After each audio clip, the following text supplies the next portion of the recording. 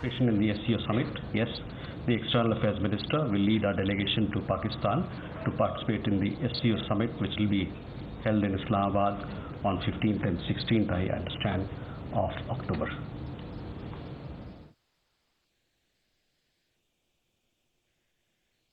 As regards his meeting with the Sri Lankan president, that meeting has happened. First in the morning, he met with his counterpart, the Sri Lankan foreign minister, and thereafter he called on the Sri Lankan president, where he conveyed the wishes of our president and our prime minister, and a deep desire to build on our strong partnership with Sri Lanka, take this partnership forward, do all that we can to strengthen our age-old friendship, relationship, and warm ties. On the question of South China Sea, at the policy level, you know what our stand as far as South China Sea is concerned. We stand for freedom of navigation, we stand for freedom of overflight, for unimpeded commerce. We want that all disputes in the region be resolved through peaceful dialogue, and we stand for that international rules-based order be followed based on UNCLOS, the UN laws. So that is our position, and we want to reiterate in response to your question. We want to reiterate our position once again. Sir. Pranay?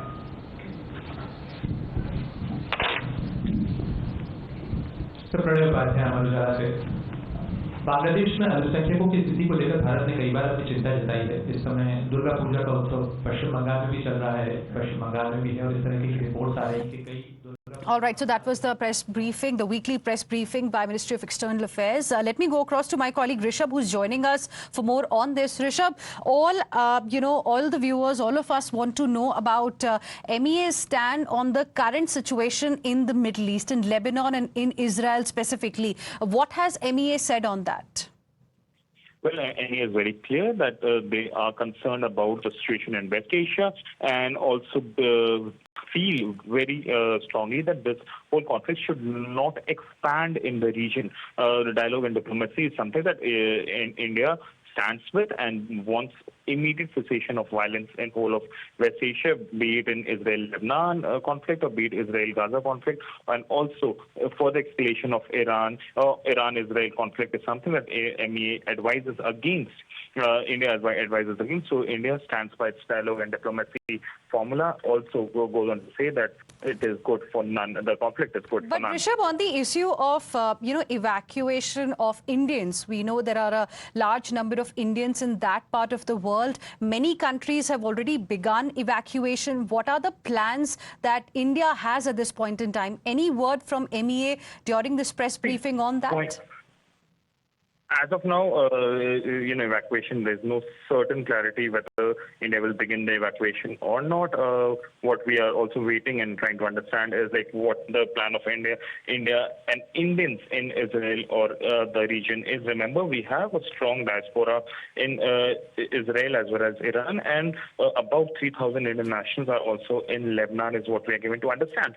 And hence, if need be, the evacuation will happen. As of now, the evacuation has not been announced. Okay, evacuation you're saying has not been announced as of now. The MEA is monitoring the situation closely. Violence is a matter of concern, is what you're saying, that the MEA has said. There are about 3,000 odd Indians in Lebanon at this point in time. Rishabh, how about the update on the important meeting, a high-level meeting that was chaired by Prime Minister Modi earlier? What more details can you share with us from MEA's side on that? Well, definitely, Prime Minister, after returning from the United States, have been very strongly believing that the West Asia situation is something that needs to be looked into. And after the Iran-Israel conflict escalated with Iran, firing over 180